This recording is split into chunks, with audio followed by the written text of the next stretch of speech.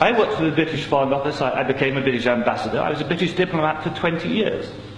I was always very patriotic to be British. I was very, very proud. I remember when I first became a British ambassador and first went out in my own flag car with the Union Jack flying on the front as the ambassador, you know, I had a lump in my throat. It was a proud moment for me. It was only 6 months after that I discovered that in the country where I was ambassador, we and the Americans were shipping people in order for them to be tortured. And some of them were tortured to death. Now, as you may imagine, my worldview changed. It was at the same time, about a month later, we invaded Iraq against the will of the Security Council.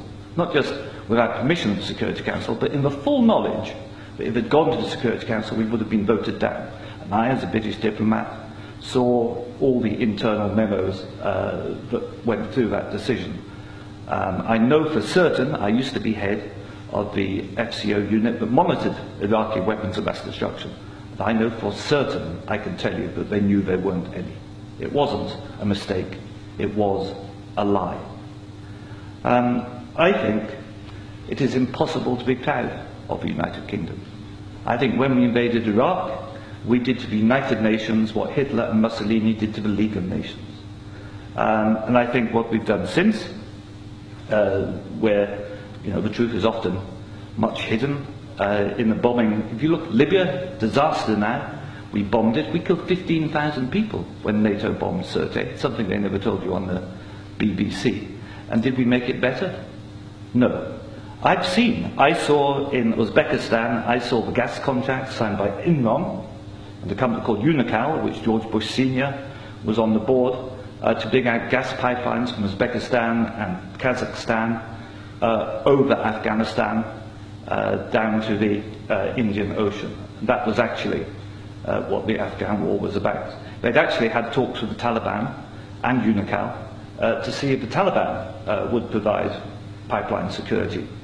The person who held those talks was the consultant for Unocal, who was a certain Mr. Karzai, who, after being employed by George Bush Sr. as a consultant, went on to become president of Afghanistan.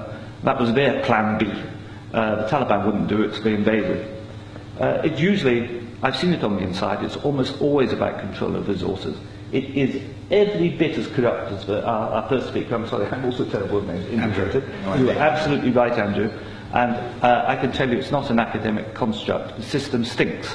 Westminster stinks. The British government is deeply, deeply immoral. They don't care how many people they kill abroad if it advances them. And anybody who votes no is voting to support a psychologically flawed, a pathological state, which is a danger in the world, a rogue state, a state prepared to go to war to make a few people wealthy. That's why I say it's not possible to be a decent person and vote no, and we shouldn't be ashamed to say that.